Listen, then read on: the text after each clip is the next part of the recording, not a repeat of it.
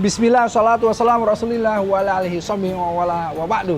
Salam yang terbaik, salam para malaikat kepada para calon penghuni surga. Assalamualaikum warahmatullahi wabarakatuh. Alhamdulillah, saya Erik Yusuf. Di sini insya Allah saya akan menjawab beberapa pertanyaan ya. Ini salah satunya yang menarik. Bolehkah sholat di mobil atau di atas kendaraan maksudnya ya? Apakah itu termasuk meringkas sholat? Nah, kita harus lihat dulu. Begini, sholat di dalam mobil. Kalau kita lihat cara sholat kan harus tiba kepada Rasulullah SAW. Ya, sholatlah sebagaimana aku sholat, kata Rasulullah SAW kan begitu. Nah, kita lihat begini. Rasulullah itu tidak pernah melakukan sholat wajib di atas kendaraan. Jadi nggak pernah sholat yang namanya wajib di atas unta beliau. Ya. Sahabat Muslim, sepeninjauan tim Jendela Islam memang belum ditemukan hadis yang meriwayatkan Nabi sholat wajib di atas kendaraan maupun di dalam perjalanan. Yang mendekati hanya salah satu hadis yang diriwayatkan Ibnu Umar yang mengatakan Rasulullah tak pernah sholat lebih dari 2 rakaat jika sedang di dalam perjalanan. Namun seiring perkembangan Islam, banyak sekali kita temui masjid maupun musola di setiap tempat yang kita singgahi, bahkan di negara dengan populasi Islam yang tak banyak sekalipun.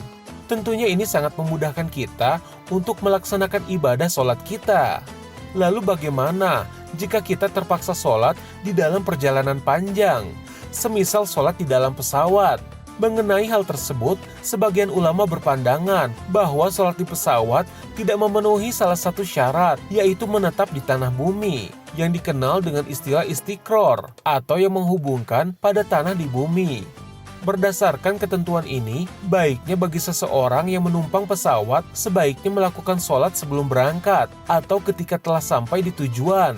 Namun bagaimana jika waktu sholat yang dilewati hampir 5 waktu?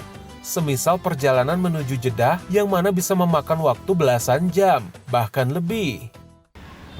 Kalau kita lihat betapa sholat wajib itu selalu dilaksanakan turun dari kendaraan dan sholat wajib. Begitu. Ya. Tetapi kemudian zaman berganti sampai akhirnya kita masuk ke dalam kondisi yang akhirnya kalau kita lihat betapa ada satu peristiwa yang membuat kita perjalanan yang kemudian misal di jalan tol yang kemudian macet sekali, yang macetnya berjam-jam sampai akhirnya dia tidak bisa melakukan sholat wajib. Apa yang harus dilakukan dalam kondisi darurat ini? Kemudian para ulama berijtihad. Dalam kondisi darurat, ruksah ini bisa diambil. Ya, nah, tapi hanya dalam kondisi darurat. Nah, karenanya akhirnya diperkenankanlah mereka-mereka untuk sholat di atas kendaraan ketika darurat. Misal di atas pesawat terbang, yang pesawat terbangnya nggak bisa berhenti dulu. Kalau mobil masih bisa berhenti ke pinggir, dia ke pinggir dulu untuk sholat. Tapi kalau mobil di tengah tol dia nggak bisa kemana-mana kan? Nah itu dia ya. Jadi ada kondisi-kondisi darurat yang akhirnya memperbolehkan kita sholat wajib di atas kendaraan. Itu ya intinya. Nah, apakah itu termasuk mereka sholat? Ya boleh diringkas, boleh tidak. Ya, akhirnya kalau kita lihat apakah itu dijamak, kan kalau dalam kondisi safar kan boleh dijamak, ya. Nah, apakah itu jamaknya dijamak qashar atau tidak? Nah, itu silahkan.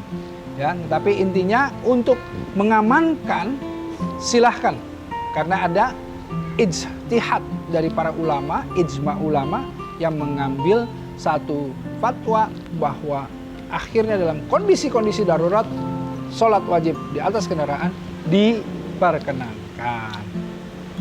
Tapi hati-hati, jangan karena ada darurat akhirnya semua jadi darurat. Oh bahaya ya, jangan seperti itu ya. Jangan semua keadaan darurat, jangan.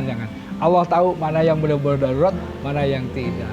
Bagi kaum pria, sholat dimanapun tak menjadi masalah selama menemukan air untuk berwudu dan juga tempat yang bersih, serta arah kiblat dari handphone. Lain halnya dengan kaum perempuan yang memiliki masalah yang sedikit berbeda. Berikut pertanyaan dari sahabat muslim di luar sana. Assalamualaikum, perkenalkan saya Devi. Saya ingin bertanya, Selain kondisi darurat, apakah tidak membawa mukena atau tidak tersedianya mukena di musola dapat dijadikan alasan untuk menjamak sholat, Pak Ustadz? Terima kasih. Ada lagi nih pertanyaan, bagaimana tentang ahwat nih? Ahwat ini nggak bawa mukena nih. Jadi kalau nggak bawa mukena gimana gitu? Nah, coba kita lihat. Makanya di dalam Islam itu bukan hanya antisipatif, tapi ada tindakan preventif. Kemana-mana harus bawa mukena, di dalam mobil harus bawa mukena, di motor harus ada mukena, bukan hanya jas hujan, ya kan? Nah itu preventifnya. Tapi kalau dalam kondisi seperti itu, bagaimana ya? Coba kita lihat. Karena sudah berpakaian syar'i, sebetulnya dia sudah menutup aurat dan tinggal bagaimana menyempurnakan saja sholatnya. Jadi tidak perlu kemudian, tidak bawa mukena, kemudian akhirnya sholat di atas mobil. Tidak. Lihat, siapa tahu di dalam musolanya itu juga ada mukena yang dipersiapkan gitu ya. Jadi yang penting apa? Faiza faragta fansab, usahanya dulu. Jangan nggak usaha terus kemudian sudahlah darurat. Jangan, usahanya dulu. Kalau sudah usaha bersungguh-sungguh ternyata tetap nggak bisa, ambil kondisi darurat. Ya, ingat loh, jangan ngakal-ngakalin. Allah yahra wa ma yakhfa. Allah tahu yang nampak, yang tersembunyi, yang diakal-akalin, yang nggak ngakalin, semua Allah tahu. Jadi jangan ngakalin Allah ya. Alhamdulillah. Assalamualaikum warahmatullahi wabarakatuh.